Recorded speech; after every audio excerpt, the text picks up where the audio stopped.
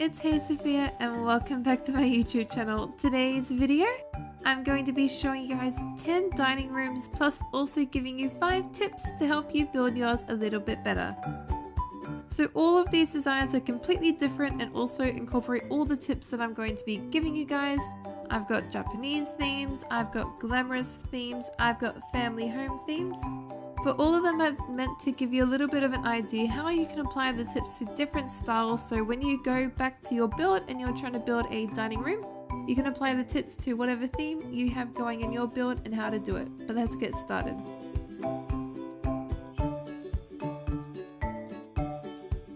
So the first thing we're going to do is start on our tips. Now, number one is that you must have a theme for your dining room that suits the rest of the build. If you have a country western build, you'll want a country western dining room. Number 2 is it must have chairs and a surface to eat from. 3 can be in a separate room or part of another. You can have a dining room, part of a kitchen and that kind of thing. Number 4, keep decorating to a minimum, only include things that add to a nice mood. This is things such as fireplaces, paintings, etc. And number 5, it doesn't have to be a big space, design it to suit your build. So we're going to get started with my room here, which is number 1, and I've just built a very basic dining room here just to kind of show you all the different things that you can do. Now you can see here that my dining table is the main feature of your room, and that's what you want a dining room to be about. Little things that add a nice mood can be curtains, you can add paintings on the wall. Now, shelving is a really good thing that you can add to a dining room to be furniture. A lot of dining rooms will have little cabinets to keep like cutlery and plates and cups and that kind of things, or napkins and table runners. So shelving is a really good furniture item you can put in a dining room. Also carpets, because carpets add a really nice warmth. Don't be afraid to do full carpet on the flooring like I have here in room number 2. Now carpets can be in a dining room flooring. It might seem a little bit unpractical when you think about spillage and stuff like that, but carpet in dining rooms is very common. I have also designed a round table here for my one here. All I've done is made like 4 little staircases coming off of a center quartz block and then just put some slabs on the edges to make it have a kind of smooth roundish look. Now in a room like this, I also kept it very simple and just added some furnishings to add a pop of colour to bring some life to the room. I did this through plants and just curtains, the same kind of things as room number 1. Next up is a dining room, which is part of a little tiny studio apartment that I have built here. Here is my kitchen, and then right here is my dining room. Now dining rooms, like I said in tip number 5, they don't have to be a big space. It can be a very small room. You just suit it to whatever your build is. The whole point of a dining room or dining table and dining area is it's somewhere to sit down and eat, so you have to build it to whatever suits your build. If you are building small studio apartments like maybe you would find in very big cities like Paris or Tokyo or New York, having a little dining room like this is appropriate. Next up though, this design here I kind of made to build like a chaotic family kind of kitchen area. Now what I have done for my dining room here is I've actually incorporated into the bench space a kind of bench table. This you can see sometimes in some designs. Now you don't have to do a big bench table like I have here.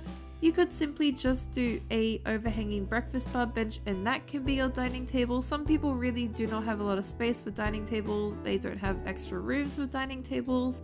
So sometimes I just use a breakfast bar as the actual dining table.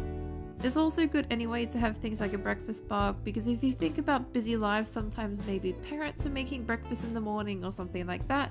They'll just give like breakfast at the breakfast bar in the kitchen for the kids, so a breakfast bar or a breakfast table is another really good way to incorporate a dining area into your build.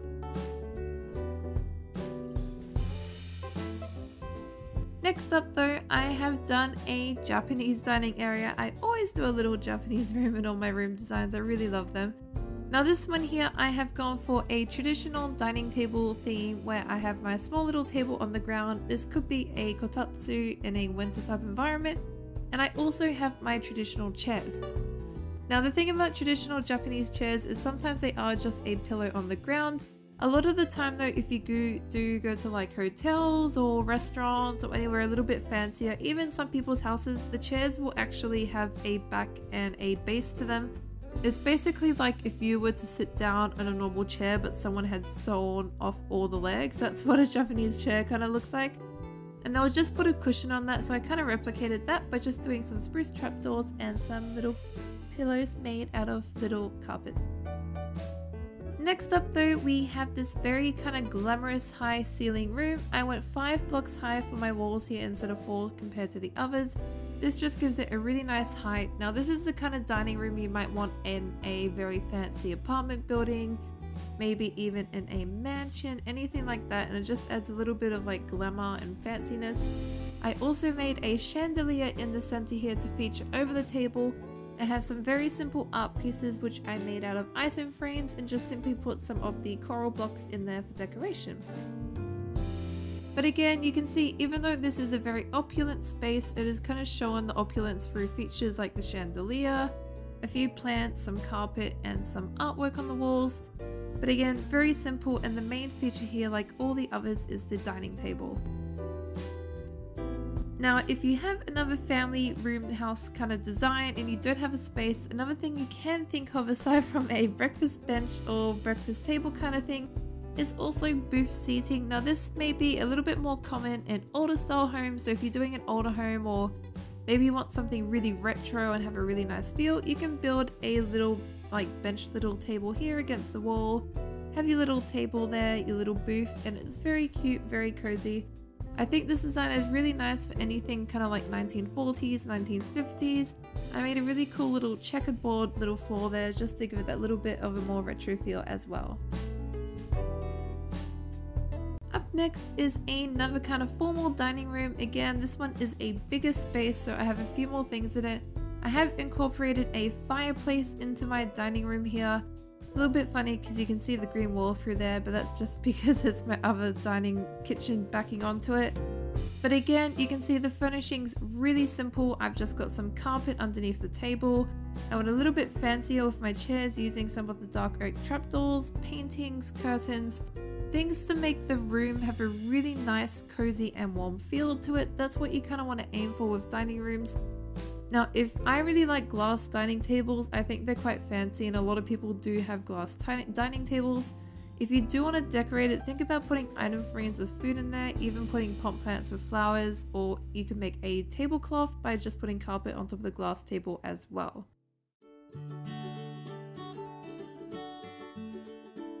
My next room here is another very simple room. Now I made this one a little bit smaller, so this is what might look like a small dining room, which is also very common in houses. This table design though, I've got my table, one side is a booth kind of like bar seating, and then the other is your normal, just a chair. This is very common in some households nowadays. People try and go a bit more out there and have normal seating and then booth seating, so I've kind of gone for a mix of both of those there. Again, very simple furnishing, some little shelving, some curtains, a carpet, a plant. This room is actually really quite small. If you were to put your wall at the front to close it in, it would be probably about 5-6 blocks. But again, it still feels really open, and like always in all these rooms, the dining table is the main feature. If you were to walk into any of these rooms, whether it's the big one or the small one, you can definitely tell that this is the dining room, and that's the whole point of it. My final room though is another one that you might have in the everyday family person's house, and I have built a open living and dining area. Imagine that maybe over here you have like a half wall and you've got your kitchen and like a hallway off to the side here. You might have a situation where you have a open dining, kitchen and lounge area. This is something that I personally have in my house. We have a dining area off to the side of the kitchen and then the lounge room in front of the kitchen. So this is something very common in houses around the world, especially in Australia and in more modern houses. Open dining living areas are very common. You can think about just sitting your table to the side so it's out of the way. You can make your own little separate room to it so it's a little bit more separate but still involved in the whole open living dining area. But yeah, so there are 10 dining room designs for you to build in Minecraft and 5 tips to help you build your own and make it a little bit more better and more personal. I really hope you guys enjoyed my video today. Please like and subscribe if you did. Click that bell for notifications for every time I do post a video. But like always guys, thank you so much for watching. Thank you. Bye!